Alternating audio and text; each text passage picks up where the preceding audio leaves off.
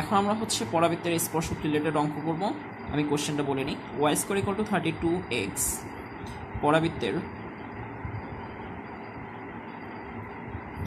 2,8 বিন্দুতে স্পর্শকের ইকুয়েশন বের করো।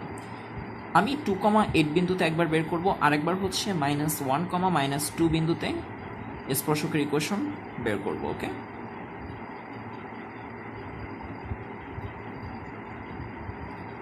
সো আমি বলে দিলাম, এখানে আমি প্রশ্নটা কমপ্লিট করি। পরাবৃত্তের ওকে, কোশ্চেন দুটো দেখে কি একই রকম মনে হচ্ছে না, কিন্তু সলভ করার প্রসেস মোটেই একরকম নয়। কেন এক নয় খেয়াল করি। ওয়াই স্কোয়ার ইকুয়াল টু যখন 32x আমি বলছি, তার মানে হচ্ছে পরাবৃত্তটার শেপ অনেকটা এরকম, বুঝলাম। কিন্তু এখন দেখতে হবে 2,8 বিন্দুটি দিয়ে এই পরাবৃত্তটা সিদ্ধ হয় কিনা। যদি আমি এক্স এর মানের জায়গায় 2 এবং ওয়াই এর জায়গায় 8 বসাই, তখন কি হয়? ওয়াই এর জায়গায় আমার থাকবে 8 স্কোয়ার 32 ইন্টু 2, দ্যাট মিনস আমার হয়েছে কত? 64 ইকুয়াল টু 64, দ্যাটস ভ্যালিড, তাই না? তার মানে কি এই বিন্দুটা হচ্ছে আমার পরাবৃত্তের উপরে অবস্থান করতেছে। কিন্তু যখন হচ্ছে আমরা এই সেকেন্ড কোশ্চেনের ক্ষেত্রে আমরা একই সাথেই সলভ করি। ওকে, যখন আমরা Y square equal to 32x বলছি, কিন্তু পয়েন্টটা বলছি -1, -2, আমি -2 বসাইছি ওয়াইয়ের জায়গায়, স্কোয়ার 32 ইন্টু -1, এখানে আসছে 4 -32, এটা কি কখনো ভ্যালিড? ইম্পসিবল। ওকে, সো এটা হচ্ছে ইনভ্যালিড। তার মানে হচ্ছে আমার পরাবৃত্তটা ছিল আমার, লেটস সি, এটা আমি অক্ষ দিয়েও যদি দেখাই দিই, এটা হচ্ছে আমার পরাবৃত্তটা ছিল, তাই না? এবং এই পরাবৃত্তের বাহিরে কোনো একটা পয়েন্ট -1, -2 বাহিরে অবস্থান করতেছে এক্স্যাক্টলি পয়েন্টটা, তাই তো? এখন কথা হচ্ছে -1, -2 পয়েন্ট থেকে আমরা কয়টা স্পর্শক টানতে পারি? একটা, দুইটা টানতে পারি। কিন্তু 2,8 বিন্দুটা, এখান থেকে কয়টা স্পর্শক টানতে পারি? একটা। তার মানে আমরা এটুক বুঝলাম, এখানে আনসার আসবে একটা, বাট এখান থেকে আনসার আসবে কয়টা? দুইটা আনসার আসবে। এবং এটা হচ্ছে 2,8 পরাবৃত্তটা সিদ্ধ হয়, এটা -1, -2 এই পরাবৃত্তকে সিদ্ধ করে না। সো আমরা হচ্ছে এটা সলভ করার প্রসেস আমরা অলরেডি জানি কিভাবে করে। y into y1 32x plus x1/2, already আমরা এটা থিওরি ক্লাসে দেখছি। সো আমরা y1 এর জায়গায় বসাবো কত? 8, y1 এর জায়গায় বসাবো 8। So 8y equal to 16, x plus x1 এর মান হচ্ছে 2, that means y 2 x plus 2। Okay, that means y equal to 2x plus 4। So আমরা হচ্ছে আমাদের স্পর্শকের ইকুয়েশন পেয়ে গেছি। তো এটাই হচ্ছে আমাদের অ্যান্সার। এখন খেয়াল করি, আমরা যে এই প্রসেসটা বললাম, যে এটা আমরা এখন কিভাবে সলভ করব। বেসিক্যালি এটা সলভ করার ওইটা কি আমাকে সেটা জানতে হবে। আমরা অঙ্কটা কিভাবে সলভ করতে পারি? প্রথম কথা হচ্ছে আমি ধরে নিলাম x1 হচ্ছে y1 একটা পয়েন্ট, যে পয়েন্টটা দিয়ে এই পরাবৃত্তটা সিদ্ধ হয়, আমরা এটা গেস করলাম। ওকে, সো এখানে হচ্ছে আমি বলতে পারি না, so Y square equal to 32x, এই পরাবৃত্তটা কি দিয়ে সিদ্ধ হচ্ছে? x1 y1 দিয়ে সিদ্ধ হচ্ছে। তার মানে কি বলতে পারি? y1 square equal two 32x1।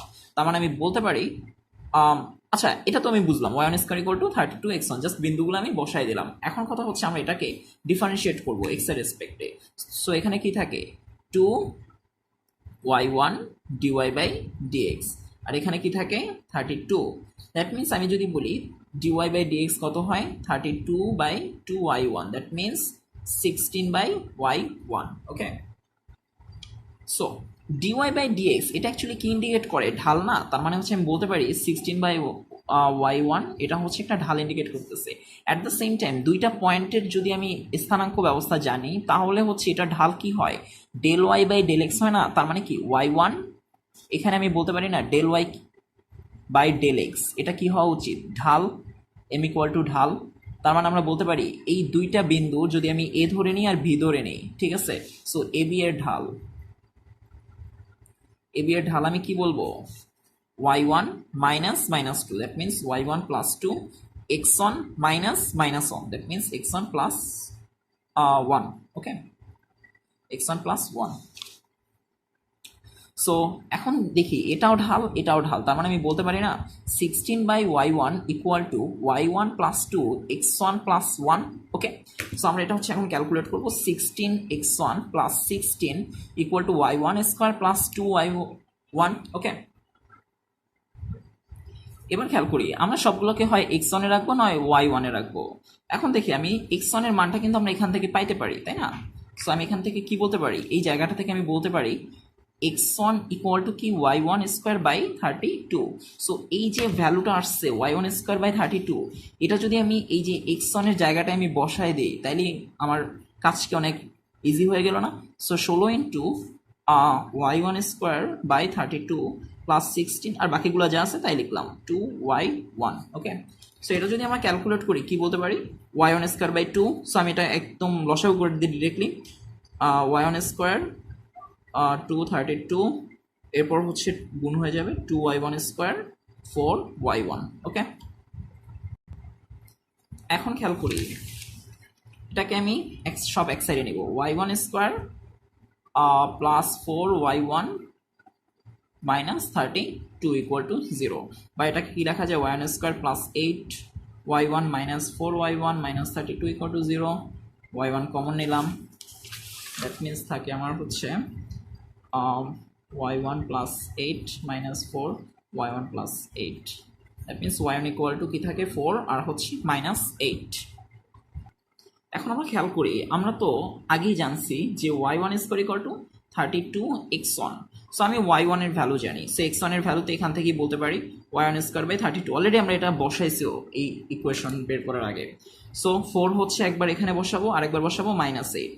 So আমি যখন হচ্ছে 4 বসাবো 4 square by 32, that means half, এবং তার মানে হচ্ছে একটা আমি মান কি পাবো, হাফ কমা 4 স্থানাঙ্ক ব্যবস্থায় হাফ পাবো তখনই যখন হচ্ছে y1 এর মান 4, আর হচ্ছে যখন মাইনাস 8 বসাবো তখন কি হবে minus 8 square by 32, that means 2।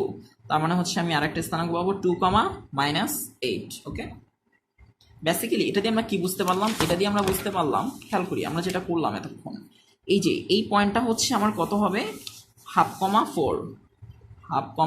4, আর এই পয়েন্টটা হচ্ছে কত হবে 2 কমা মাইনাস 8। সো এখন আই থিঙ্ক খুবই ইজি, এ বি এর সরল রেখা বের করব, আর হচ্ছে এটা আমি বি প্রাইম দিয়ে দিলাম, এ বি প্রাইমের বের করব, তাহলে আমাদের আনসার এসে পড়বে। ওকে, সো এবার খেয়াল করি, তাহলে আমি বলতে পারি এ এর স্থানাঙ্ক হচ্ছে আমার হাফ কমা 4, আর বি এর স্থানাঙ্ক হচ্ছে আচ্ছা এর স্থানাঙ্ক মাইনাস 1 কমা মাইনাস 2 বলছি যেহেতু, সো এর স্থানাঙ্ক হচ্ছে -1 কমা -2, আর বি এর স্থানাঙ্ক হচ্ছে হাফ কমা 4। সো আমরা হচ্ছে এ বি এর ইকুয়েশনটা বের করতে পারবো না? হ্যাঁ, কিভাবে করব, ওই যে ওই সূত্র y minus y1 y1 minus y2 equal to x minus x1 x1 minus x2। So আমরা করে ফেলি, y মাইনাস y1 কত হচ্ছে আমরা বলতে পারি 4 মাইনাস 2, দ্যাট মিনস 6, ডিরেক্টলি বলে দিলাম x minus x1 minus half minus -1, that means 3/2, so y minus 4/6, এখানে উপরে থাকে 2, x minus হাফ, নিচে থাকে 3, সো এখানে হচ্ছে 6, আমি 2 বানাই দিলাম, এটা বাদ দিয়ে 1 হয়ে থাকবে তখন, so 4 y minus 4 x minus half. Okay, so এটা যদি এখন ক্যালকুলেট করি y minus 4x minus 2, so 4x minus y minus 2 plus, that means plus 2 equal to 0। এটা হচ্ছে আমার একটা ইকুয়েশন। সিমিলারলি কি আমরা যদি বলি এর স্থানাঙ্ক ছিল এর স্থানাঙ্ক হচ্ছে -1 কমা -2, আর হচ্ছে বি এর স্থানাঙ্ক হচ্ছে এই যে এটা নতুন যেটা পাইছি আর কি, সো বি এর স্থানাঙ্ক হচ্ছে 2 কমা -8। সো এটা যদি আমরা বের করি সিমিলার ফরম্যাটে কি বের করতে পারবো না? অবশ্যই পারবো। সো এটা বের করলে কিন্তু আনসার এসে পড়বে। ওকে, সো আমরা তাও দেখি কিভাবে করব। জাস্ট আমরা এখন ডিরেক্টলি এখানে সূত্রটা আর লিখবো না, আমরা অ্যাপ্রোচ করা শুরু করে দিই। y -2, দ্যাট মিনস +2 -2 -8, তার মানে 6 হয়ে যাবে, x minus -1, that means +1 -1 -2, that means -3, Y plus two calculate, এবার জাস্ট ক্যালকুলেশনের ব্যাপার আর কি।